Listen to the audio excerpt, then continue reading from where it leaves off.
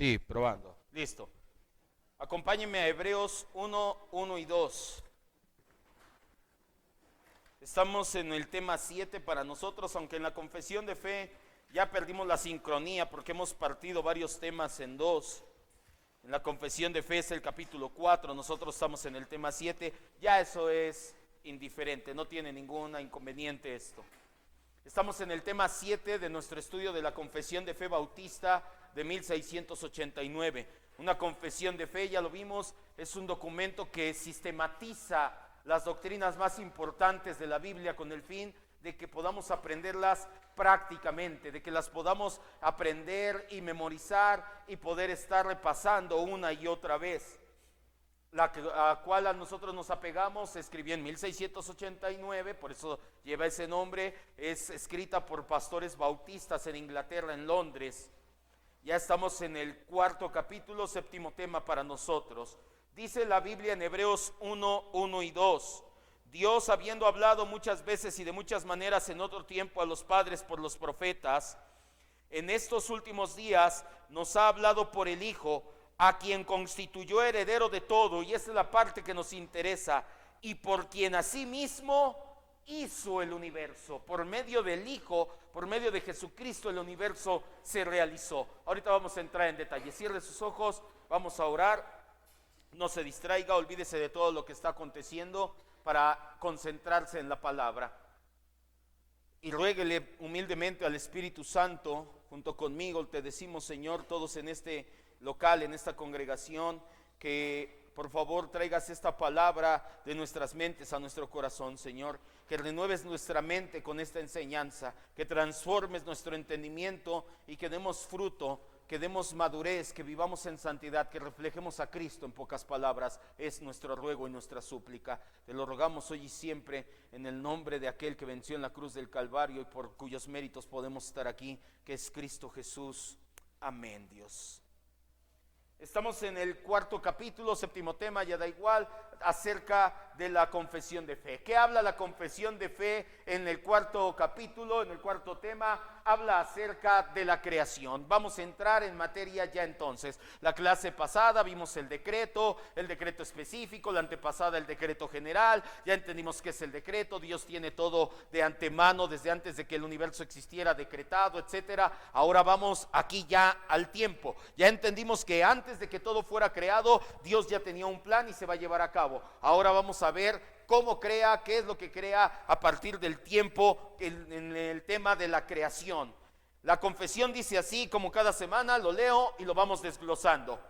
Primer párrafo: en el principio agradó a Dios Padre, Hijo y Espíritu Santo, para la manifestación de la gloria de su poder, sabiduría y bondad eternos, crear o hacer el mundo y todas las cosas que en él hay, visibles e invisibles, en el lapso de 6 días, y todas las cosas que hizo muy buenas. ¿De qué nos habla la confesión de fe? Número 1, nos dice que hay una declaración bíblica de la creación. Hay una declaración bíblica de la creación. La Biblia marca una creación, la Biblia declara, proclama una creación. Y nos dice lo siguiente, número 1 o primero, nos dice el autor y tiempo de la creación. El autor, ojo, la Trinidad. No, si era de Trinidad. El tiempo en el principio de los tiempos, obviamente.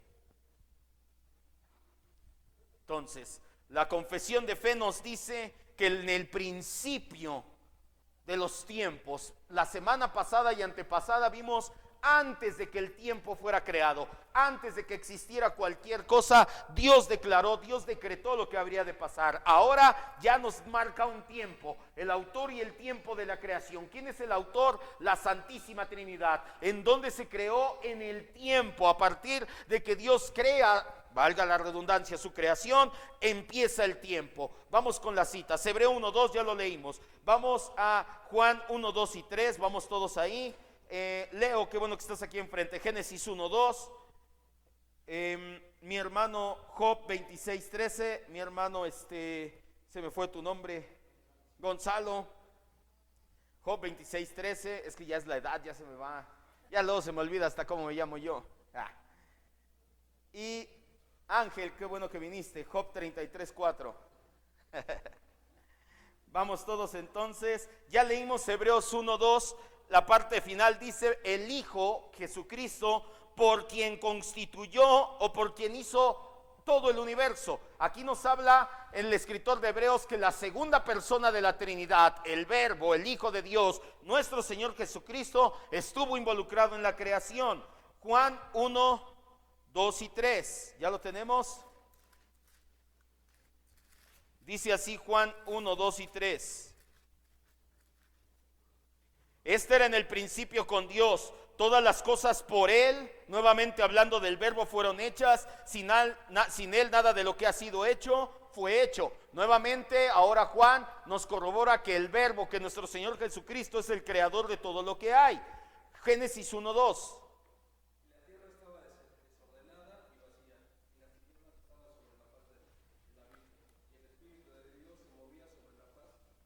Tercera persona de la creación, ¿quién es? El Espíritu Santo, el Espíritu de Dios, también involucrado en la creación. Y Job 26:13.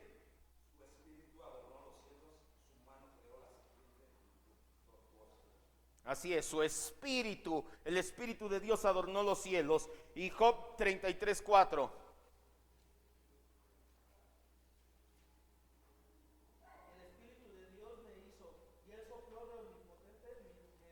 Y el soplo del omnipotente, del todopoderoso, aquí involucra a dos de las tres personas de la Trinidad. Y todo Génesis 1 nos dice que en el principio Dios creó los cielos y la tierra. Escribe entonces, esto es rápido, hay un punto en el cual nos vamos a tardar un poquito más, pero básicamente todos son muy rápidos.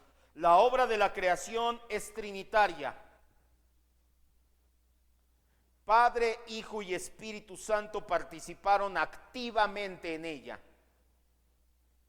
Esto es lo que declara la confesión de fe y lo que creemos nosotros también, que la obra de la creación es trinitaria, que el Padre, el Hijo y el Espíritu Santo participaron activamente en ella.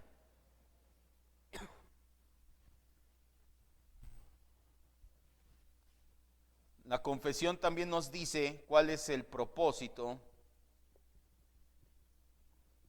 de la creación, que es manifestar la gloria de Dios.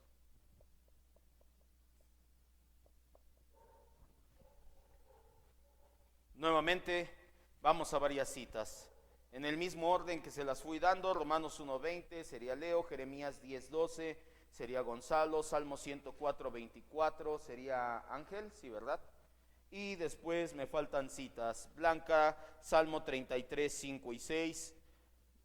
Hasta allá atrás mi esposa, por favor, Proverbios 3:19. Y vamos todos a Hechos capítulo 14, versículos 15 y 16. Hechos 14, versículos 15 y 16. La confesión de fe nos dice que el propósito de la creación es manifestar la gloria de Dios. ¿Quién creó todo? El Padre, el Hijo y el Espíritu Santo. ¿Cuándo? En el principio de los tiempos, cuando ahora sí empezó a haber el tiempo empezó a existir. Dios lo creó junto con todo lo que demás tú puedes ver y aún lo que no alcanzas a ver, que ahorita lo vamos a ver o a estudiar. Fuerte, Romanos 1:20.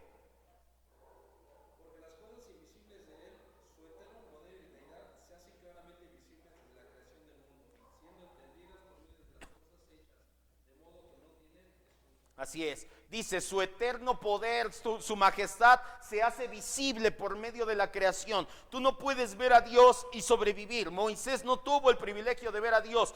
Dios le dice: te voy a dejar ver mis espaldas. ¿Cómo podemos ver la gloria o la manifestación de la gloria de Dios? Por medio de la creación. ¿Es la única vez que lo vemos? No, también Jeremías 10:12.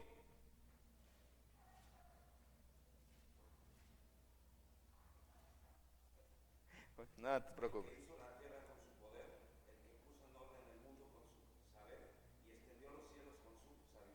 Así es. Dice Jeremías, Él hizo los cielos con su poder, con su saber, con su sabiduría.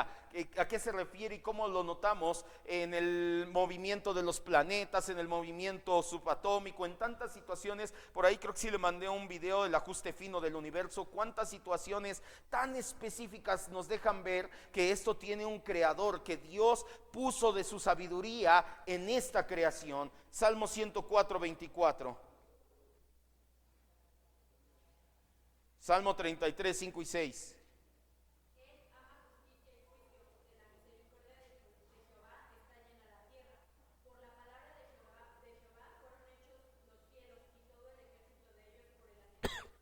Así es.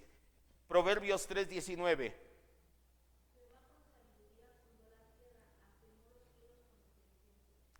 Y ahora sí, Salmo 104, 24.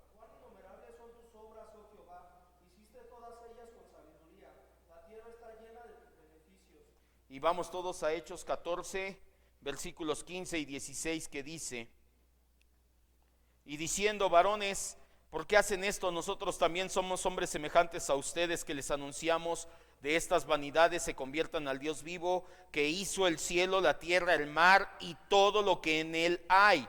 En las edades pasadas Él ha dejado a todas las gentes andar en sus propios caminos. Pablo utiliza la creación como punto de partida para el evangelismo, y que utiliza la creación diciendo, vean todas las maravillas que hay a su alrededor, las hizo nuestro Dios. Escribe entonces, la obra de la creación manifiesta visiblemente, la obra de la creación manifiesta visiblemente la majestad y grandeza de la gloria divina.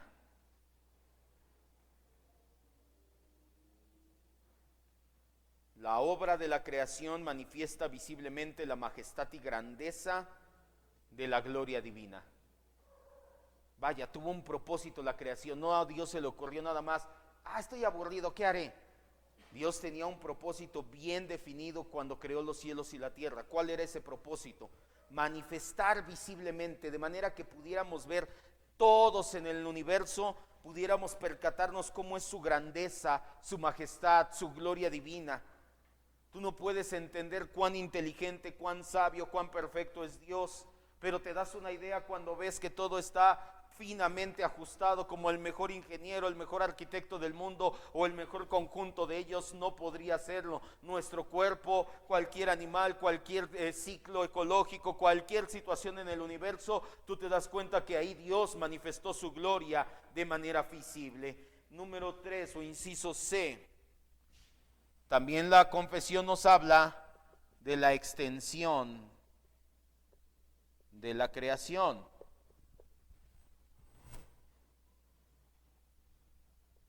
Que es todo el cosmos.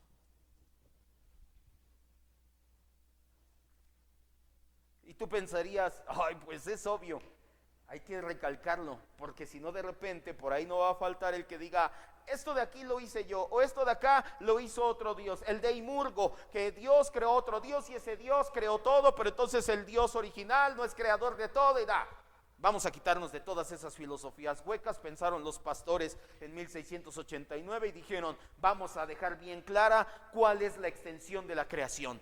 Todo el cosmos es la extensión de la creación. Génesis 1:1, Juan 1:3, Colosenses 1:16, son las citas. Vamos todos a Colosenses 1:16. Génesis 1:1 dice, en el principio hizo Dios los cielos y la tierra. Juan 1:3 dice, de modo que todo lo que ha sido hecho, por Él fue hecho, todo. Y Colosenses 1:16, que dice, porque en Cristo fueron creadas, y subraye en su Biblia, ¿cuántas cosas? Entonces subraye, todas las cosas. Y esto lo acabamos de ver en mayordomía. Si Él creó todo, ¿qué queda del resto? ¿Quién pudo crear el resto? Pues nadie, nada creamos nosotros, ni ningún otro Dios, ni ningún otro ser, ni nadie. Y escriba entonces, absolutamente todo lo que hay en el universo ha sido creado por Dios. coma, lo visible y lo que no alcanzamos a ver.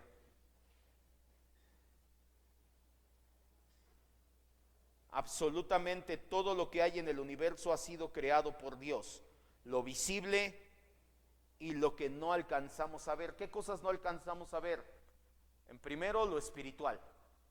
Tú no alcanzas a ver a un ángel, tú no alcanzas a ver a un demonio, tú no alcanzas a ver las potestades, nada de eso lo alcanzamos a ver.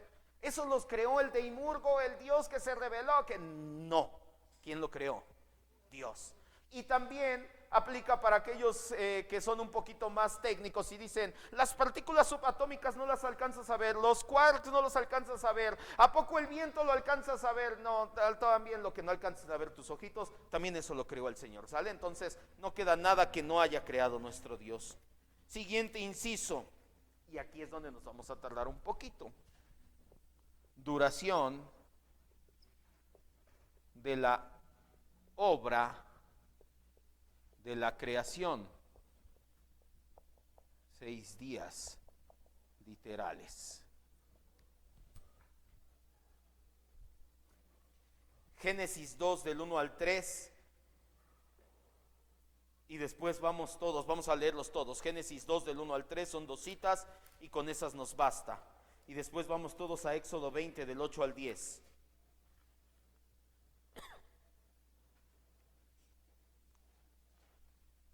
Génesis 2 del 1 al 3.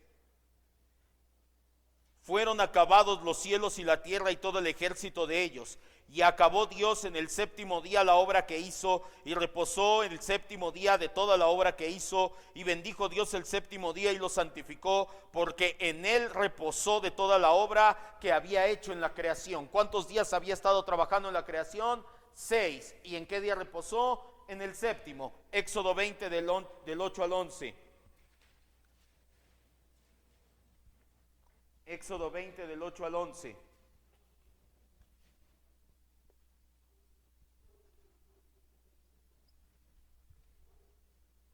Dice así: acuérdate del día de reposo para santificarlo. 6 días trabajarás y harás tu obra, mas el séptimo día es reposo para el Señor tu Dios. No hagas en él obra alguna, ni tu hijo, ni tu hija, ni tu siervo, ni tu criada, ni tu bestia, ni el extranjero que está dentro de tus puertas, porque como en 6,000 millones de años, dice así, porque en 6 eones, en 6 eras, ¿en cuántos dice aquí? En 6 días hizo el Señor los cielos y la tierra, el mar y las cosas que en ellos hay, y reposó en el séptimo día. Por tanto el Señor bendijo el día de reposo y lo santificó. Escriba, para que sea más fácil, ponga así: la Confesión de Fe Bautista de 1689, la CFB 1689, al igual que las grandes confesiones históricas, porque no es la única, la Confesión Helvética, la Confesión de Westminster, el Catecismo de Heidelberg, no somos la única confesión histórica, hay varias y muy buenas.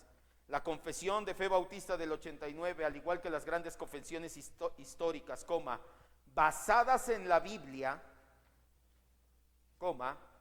sostienen que el lapso de la creación fue de 6 días literales. O sea que para ser confesional histórico, si usted se quiere apegar a una confesión histórica, no puede ser liberal y decir que la creación duró millones de años y que el Génesis es un mito, o que nos equivocamos y hay un día es como 1000 años y 1000 años como un día, dice el apóstol Pedro basado en Salmos. No, le repito desde el principio por si no lo escribió: la Confesión de Fe de 1689, al igual que las grandes confesiones históricas basadas en el relato bíblico, porque tampoco no es de que la confesión se le ocurrió, sino que se basaron en la Biblia, sostienen que el lapso de creación fue de 6 días literales. No 6 eras, 6 etapas, 6 millones de años, ni nada así. 6 días de 24 horas literales. Este punto lo vamos a alargar un poquito, aunque no creo que haya mucho problema, hace tiempo ya hablamos de ello. Le dije que hay dos grandes corrientes que van en contra de esta afirmación. Los que afirman que los días son en realidad eras de milenios o de millones de años y que por lo tanto la Tierra ha existido durante millones de años y se quieren compaginar con la ciencia moderna, y los más radicales que afirman que el relato de la creación y que de hecho los primeros 11 capítulos de Génesis son en realidad mitos que solamente expresaban la manera en que pensaba Moisés y toda la gente, pero que no los debemos de tomar literal. No podemos apegarnos a ninguna de estas dos variantes, mucho menos podemos apegarnos a la segunda. ¿Por qué? Escriba: creer que la Biblia tiene mitos es adoptar una mentalidad pagana y no cristiana de la Escritura.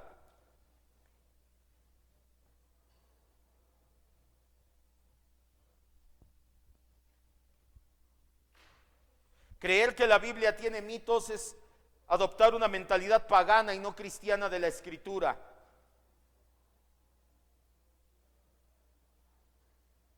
Tiene que entender, como le dije hace tiempo, esto salió cuando hablamos de bibliología, que la tierra fue realizada, la obra de la creación, en 6 días literales. Hay varios puntos doctrinales importantes. El primero, si no fue creada en 6 días o porque fue creada en 6 días, podemos ver la bondad de la creación. En Génesis 1:30 nos dice que Dios vio que todo lo que hizo era sobremanera bueno.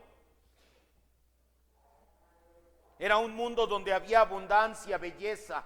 La cadena alimenticia como tal no se había establecido, no había animales carnívoros, no había corrupción, no había muerte. Era un mundo bello. El diseño artístico original solamente se ajusta a una cronología de 6 días. Si realmente tuviera millones de años y se fue enfriando la tierra y fue evolucionando hasta llegar a lo que estamos ahorita, ya había habido muerte, ya había habido corrupción. Y eso nos lleva al segundo punto.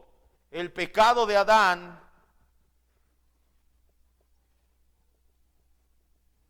introdujo la corrupción. Pero si nosotros creemos que la tierra tiene millones de años y que ya había corrupción, que ya los elementos se desgastaban y había ciclos interminables, entonces quiere decir que algo produjo esa corrupción y no el pecado de Adán.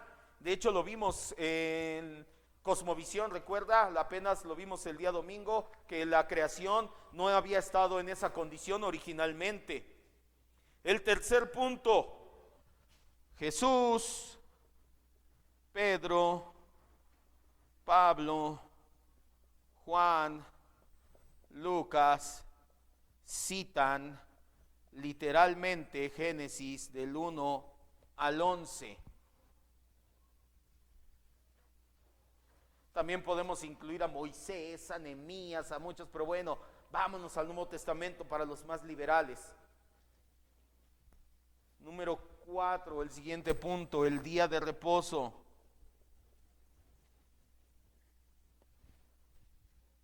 Israel descansaba el sábado como señal de que el Señor hizo los cielos y la tierra ¿en cuántos días? En 6. Por eso es que apartaban el séptimo, porque decían, así como mi Dios trabajó 6 y descansó 1, yo trabajo 6 y reposo 1. Y por último, las grandes doctrinas cristianas están ligadas a la historia. ¿Como cuál? Como la resurrección, por ejemplo. La resurrección de Cristo partió en la encarnación, el diluvio, el juicio final. Las grandes doctrinas del cristianismo están ligadas a puntos de la historia. El que no tenemos idea es el juicio final, no sabemos cuándo el Señor regrese. Pero lo que sí sabemos es que hubo un punto específico de la historia en que Jesucristo se encarnó. Hubo un punto específico de la historia en que Jesucristo resucitó. Hubo un punto específico de la historia en que hubo un diluvio. Hubo un punto específico de la historia en que hubo una creación. Hubo un punto específico de la historia en que va a haber un juicio final. Y si nosotros creemos que son mitos y que lo puedes desligar de la historia, entonces la doctrina cristiana queda en el aire. Escriba para terminar este punto. No tenemos evangelio real a menos que todo Génesis sea una historia literal. No tenemos evangelio real a menos que todo Génesis sea una historia literal.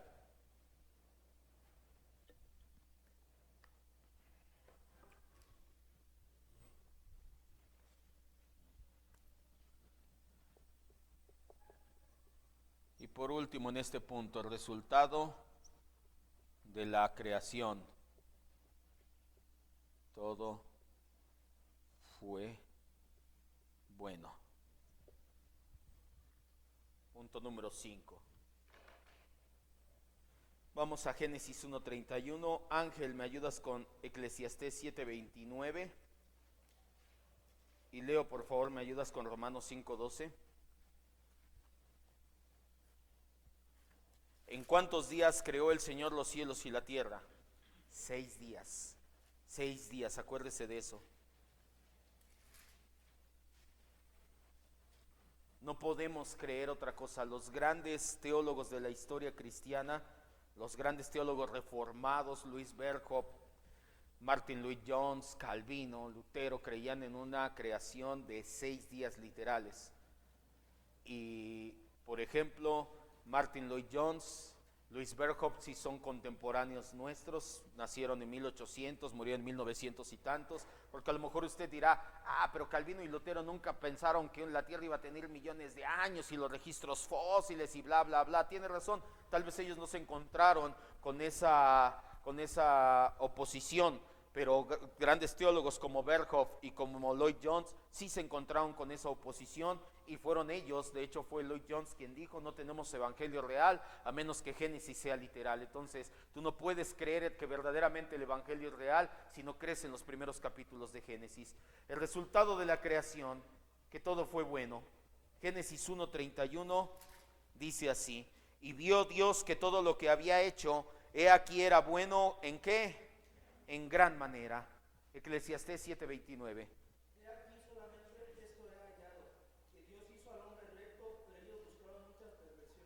Que Dios hizo al hombre ¿cómo? Recto.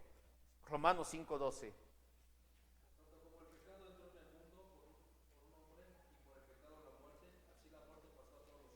Por cuanto todos pecaron. ¿Qué está dando a entender ahí Pablo? Que antes de que Adán pecara, en este mundo no había pecado, no había corrupción y no había muerte. Escriba entonces: originalmente todo lo que creó Dios fue muy bueno. Originalmente todo lo que Dios creó fue muy bueno.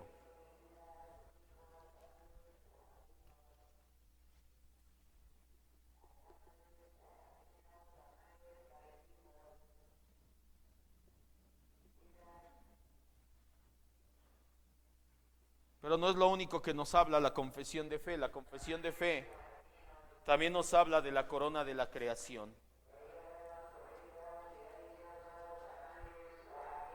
Dice así en el segundo párrafo la confesión de fe: después que Dios hubo creado todas las demás criaturas, creó al hombre, varón y hembra con almas racionales e inmortales, haciéndolos aptos para la vida con Dios, para la cual fueron creados, siendo hechos a imagen de Dios en conocimiento, justicia, santidad de la verdad, teniendo la ley de Dios escrita en sus corazones y el poder para cumplirla, y sin embargo con la posibilidad de transgredirla por haber sido dejados a la libertad de su propia voluntad, que era mutable. El segundo párrafo nos habla que de la corona de la creación es el hombre. ¿Y qué nos dice del hombre? Primero, nos habla de su constitución. Nos dice que tenemos cuerpo, de hecho no, bueno sí, que somos alma y que tenemos espíritu. Vamos a varias citas, por favor. Génesis 1:27, leo, y ahí mismo el 2:7. Santiago 2:26, Gonzalo. Mateo 10:28, Ángel. Eclesiastés 12:7, Blanca, por favor. Primera Tesalonicenses 5:23, mi esposa, por favor. Y vamos todos a Hebreos 4:12. La confesión de fe basada en la Biblia nos dice que Dios creó todo. Nos dice que es el autor como Trinidad, que tiene un propósito, manifestar su gloria, que todo el cosmos visible e invisible fue por Él, de Él y para Él, y que la duración de esta obra fue en 6 días, de todo lo que hizo era sobremanera bueno. Después nos dice que Dios creó una corona para esa creación. La corona de la creación es el ser humano. ¿Qué nos dice la confesión de fe acerca del ser humano durante o en la creación? Que Dios nos creó con cuerpo, alma y espíritu. Génesis 1:27 y 2:7.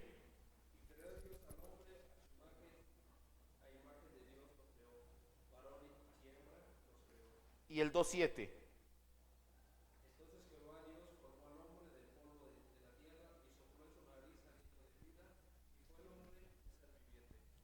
Siguiente cita.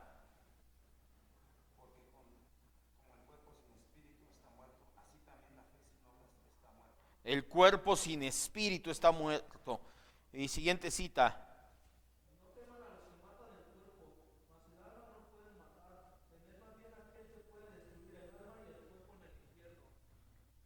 Siguiente cita.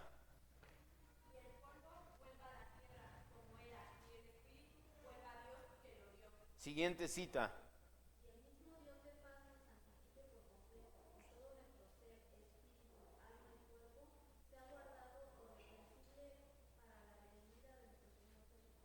Y por último, Hebreos 4:12, que dice: la palabra de Dios es viva y eficaz, más cortante que toda espada de 2 filos, penetra y parte el alma y el espíritu, las coyunturas, los tuétanos, y discierne los pensamientos y las intenciones del corazón. Aquí el escritor de Hebreos no está diciendo que literalmente tus coyunturas son partidas, sino que entra lo más íntimo de tu ser. Hace tiempo lo entendimos en un discipulado y le dije que lo más íntimo del ser humano es la parte espiritual. La parte media es el alma, que es el yo.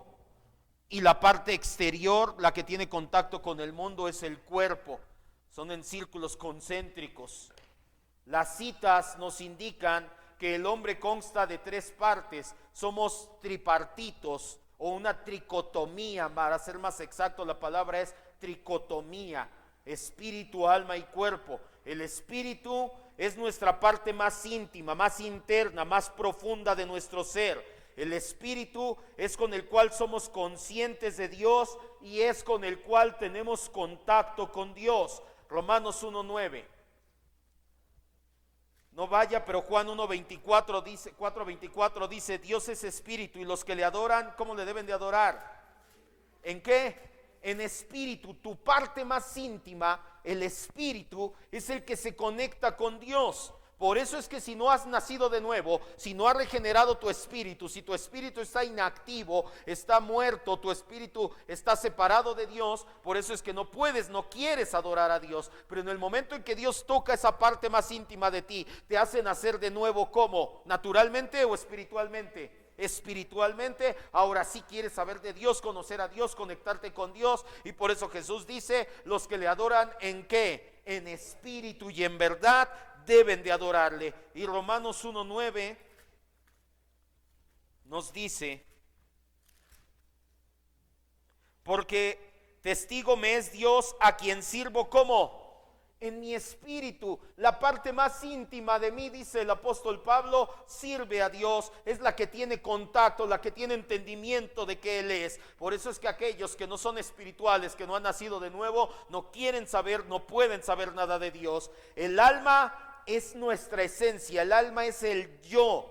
Vamos a 2 citas que son paralelas, pero que el Espíritu Santo nos deja ver la esencia. Mateo 16:26 y Lucas 9:25. Mateo 16:26 y Lucas 9:25. Busque las dos para que vayamos rápidamente.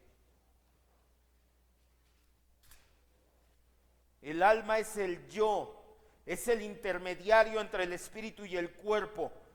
El alma es la parte que nos hace conscientes de nosotros mismos. Es la parte donde se aloja nuestra personalidad y nuestra voluntad. Es el yo. Los psicólogos le dicen la psique. Mateo 16:26 dice: porque de qué aprovechará el hombre si ganare el mundo y perdiere ¿qué? Ahora el pasaje paralelo, Lucas 9:25. Porque de qué aprovecha al hombre si gana todo el mundo y se destruye ¿qué? A sí mismo, o se pierde a sí mismo. ¿Qué estamos viendo en estos dos pasajes? Que el alma es ¿qué?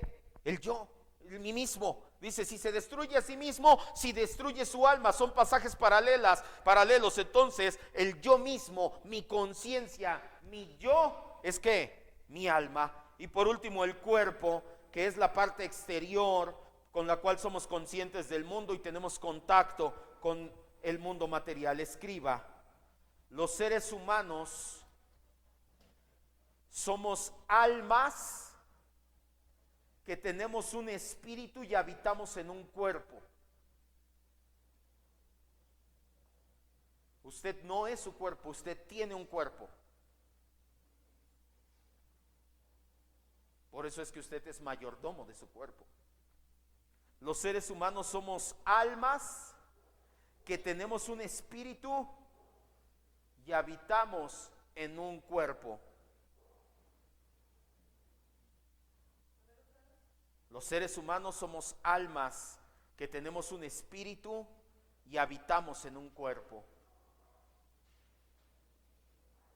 Cuando morimos todos los seres humanos, dice Eclesiastés, nuestro espíritu va con Dios. El espíritu es el soplo de vida, lo que mantiene vivos a todos, seas cristiano o no seas cristiano. La diferencia es con el no cristiano, es que ese espíritu únicamente le infundió esa vida natural. El cristiano ese espíritu ya también le dio vida espiritual. Esa es la gran diferencia. Muere el no cristiano, muere el cristiano, el espíritu va con Dios. El alma está reservada para el juicio final o está delante del trono de Dios esperando la resurrección. El cuerpo se vuelve polvo. Ese es el estado intermedio y lo vamos a ver ya más adelante aquí mismo. También nos habla la constitución del hombre, la identidad del hombre. Nos habla de nuestra identidad, que es el Imago Dei. ¿Qué significa Imago Dei? Lo vimos en Cosmovisión. Pues el Imago Dei, pues es el Dei pero con imago, ¿no? Es la imagen de Dios en nosotros, acuérdese. Es tan fácil, ¿verdad? La confesión de fe nos habla, basados en la Biblia, que Dios corona su creación con el ser humano y nos habla de nuestra constitución. Somos un alma que tiene espíritu y habita en un cuerpo. Nos habla de nuestra identidad, que estamos hechos a imagen y semejanza de Dios. Génesis 1, 26 y 27 ya lo leímos. Génesis 5 del 1 al 3, Ángel. Génesis 9, 6, Leo. Primera de Corintios 11, 7, por favor, Gonzalo. Santiago 3, 9, por favor, Blanca.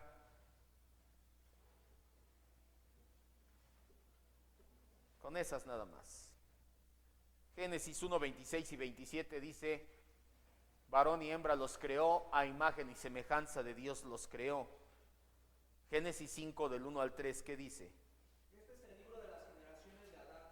El día en que creó Dios al hombre a semejanza de Dios lo hizo. Varón y hembra los creó y los bendijo.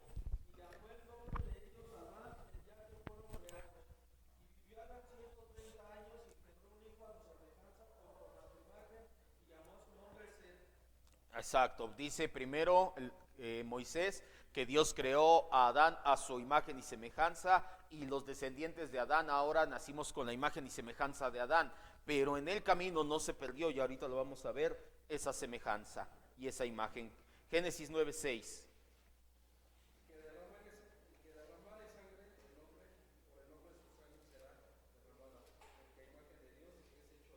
Así es. Por eso es que está prohibido el asesinato, porque somos seres hechos a la imagen de Dios, y Dios le dice a Noé: el que derramare sangre humana, su sangre tiene que ser derramada, porque está matando a un ser hecho a mi imagen. Y 1 Corintios 11:7.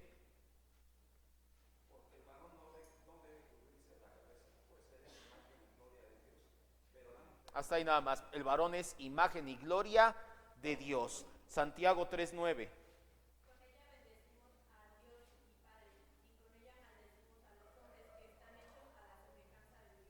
Escriba: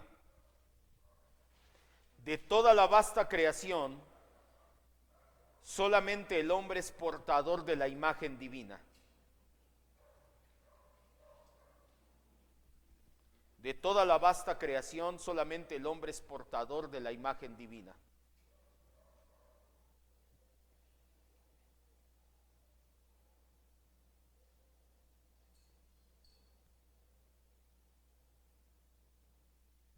Tiene que entender este punto. La imagen de Dios no es algo que tú tienes o no es algo que tú posees, es algo que tú eres. Tú eres la imagen de Dios. El hombre, la mujer es la imagen de Dios. Esa es nuestra identidad última. Eso es lo que nos da sentido de existir, porque fuimos creados para ser un vivo reflejo moral de nuestro Creador.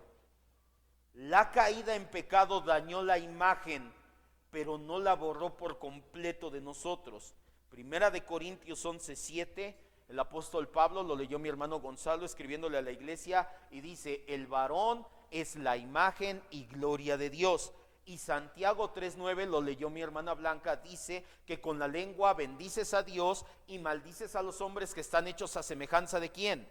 De Dios mismo. Entonces, si lo quiere escribir, escríbalo. La caída en pecado dañó la imagen de Dios, pero no la borró por completo de nosotros. Por eso es que para encontrar tu identidad tienes que encontrar el amor incondicional de Dios que te da en Cristo, porque tu identidad está dañada y no la vas a encontrar por completo hasta que no encuentres el amor incondicional de Dios en Cristo. Y por eso la gente allá afuera busca identidad en todos lados, porque tienen hambre de que se restaure eso que está dañado, que es la imagen de Dios en ellos. Y por último, y con esto prácticamente terminamos, porque el último punto lo vamos a ver en muchos otros temas, entonces nada más vamos a hacer mención. El inciso C nos habla de la integridad moral del hombre, que somos responsables de nuestros actos.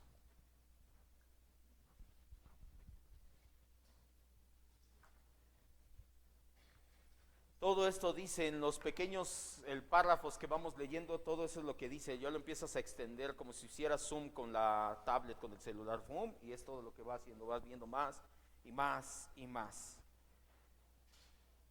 Romanos 1:32, Ángel. Génesis 3:6, Leo.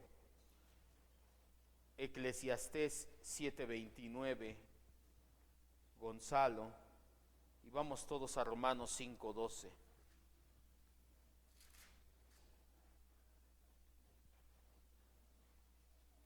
Romanos 1:32.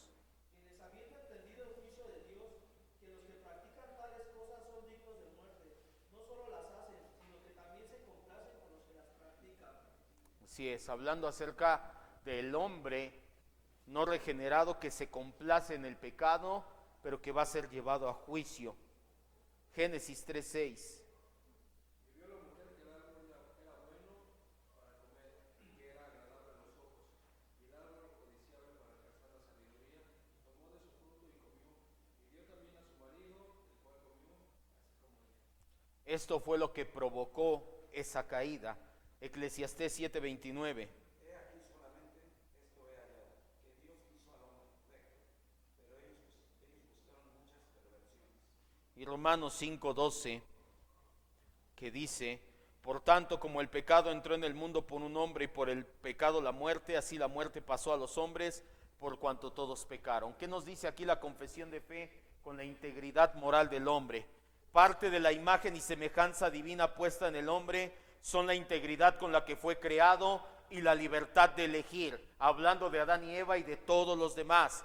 Por ese motivo seremos sujetos a juicio. No tenemos excusa para no vivir íntegramente. En palabras más asimilables, escriba: somos seres moralmente responsables por todas y cada una de nuestras acciones, pensamientos y decisiones.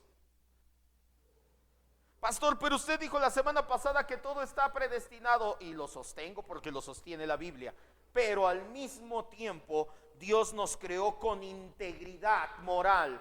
En otras palabras, somos seres moralmente responsables por todas y cada una de nuestras acciones, pensamientos y decisiones. No le quieras echar la culpa a Dios de lo que tú haces mal, ni a tu esposo. Ah, sí, no, ni al prójimo, es que como señala a su esposo, ni a tu esposo. Bueno, en mi caso sí aplicaría. No es cierto. No le quieras echar la culpa a tu esposo, a tu esposa, a nadie de las decisiones, los pensamientos y las acciones. Dios te creó moralmente responsable de todos y cada uno de ellos, ¿sale? Eso es lo que nos dice la confesión de fe. Y el último punto, mándeme. Menos al diablo, ¿no? Ya los que le echan la culpa al diablo de a tiro dices, ya eso ya.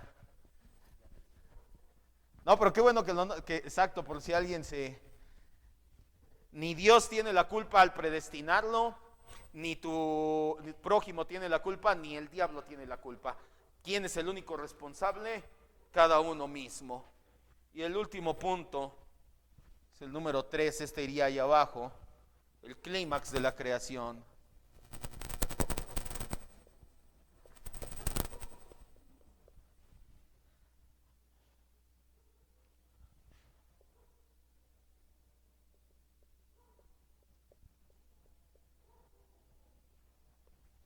¿Cuál es el punto máximo de Dios para su creación?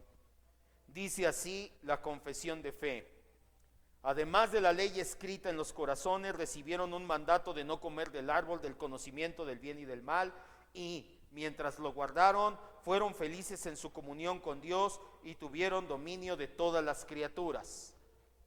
¿De qué nos habla aquí? ¿Cuál es el clímax de la creación? La comunión y el llamado a obediencia. Génesis 1, 26 al 28, Génesis 2, 17.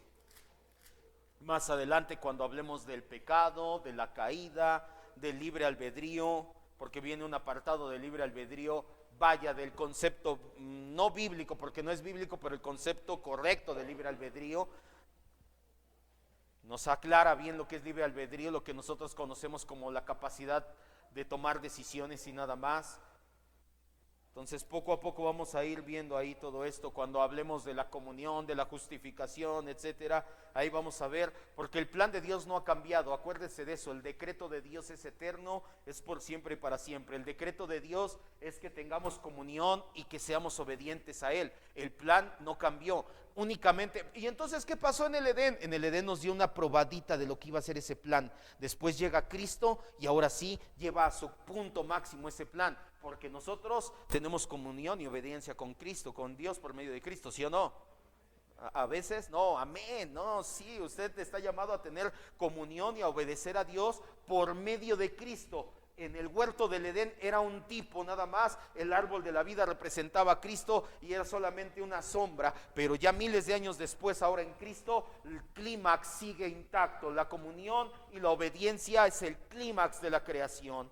Génesis 1, 26 al 28 dice: entonces dijo Dios, hagamos al hombre a nuestra imagen, a nuestra semejanza, y señoree. Cuando tú tienes comunión, cuando tú ejerces mayordomía, tienes comunión y obedeces, ejerces bien tu mayordomía, entonces señoreas los peces del mar, las aves de los cielos, las bestias en toda la tierra y todo animal que se arrastra en la tierra. Y creó Dios al hombre a su imagen, a imagen de Dios lo creó, varón y hembra los creó, y los bendijo y les dijo: fructifiquen, multiplíquense, llenen la tierra, juzguenla, señorenla, en los peces, en las aves, en las bestias y en todo lo que hay en la tierra. Y Génesis 2:17 dice: mas del árbol de la ciencia del bien y del mal no comerás, porque el día que comieres de él, ¿qué pasa? Ciertamente morirás. Ahí no se arruinó, ahí únicamente nos dejó ver el siguiente paso en su plan nuestro Señor. Pero en Adán nos dio una probadita de lo que iba a ser el clímax de la creación. ¿Dudas hasta aquí? ¿No? Está fácil todavía. Vamos a orar entonces.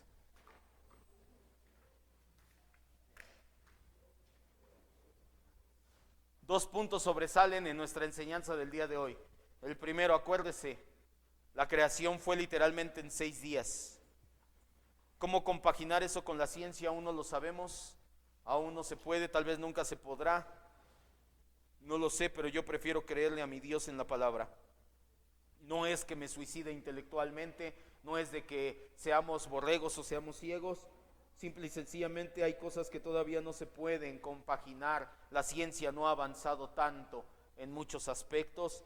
Hasta hace 1000 años había muchas situaciones que también parecían contrarias. Vimos un tema de ello en el cual poco a poco se fue corroborando que la Biblia tiene siempre la razón. No veo por qué haya motivo para equivocarse esta vez. El segundo punto, en cuanto a la corona de la creación, los seres humanos somos un alma que tiene un espíritu y que habitamos en un cuerpo. No se olvide de eso, lo vamos a ir viendo también más adelante. Cierre sus ojos y dígale: gracias Dios, porque esta grande, esta maravillosa creación es un reflejo visible de tu majestad, de la gloria divina tuya, Señor.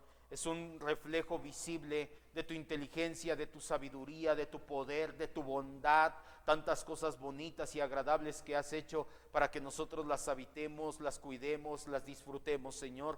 No podemos menos que decir: wow, Señor, eres maravilloso al ver tantas y tan maravillosas obras tuyas, Señor. Creemos firmemente que fue tu Espíritu Santo, el Verbo precioso, y usted, Padre de la Gloria, la Trinidad involucrada en esa creación durante 6 días. Y al término, la corona de esa creación hemos sido nosotros, Señor. No lo pedimos, no lo merecemos tampoco, Señor, pero usted ha puesto su imagen en nosotros. No es algo que tenemos, es algo que somos. Somos imagen y semejanza suya, Señor. Eso es lo que nos da identidad, el que encontramos nuevamente esa imagen y semejanza en Cristo. El pecado la dañó, el pecado la tergiversó, pero ahora en Cristo y su amor incondicional hemos encontrado nuevamente esa imagen, la manera de reflejarle moralmente. Hemos encontrado, Señor, descansando en Cristo, descansando en su amor. Gracias, maravilloso Dios, en el nombre de Cristo Jesús. Amén, Dios.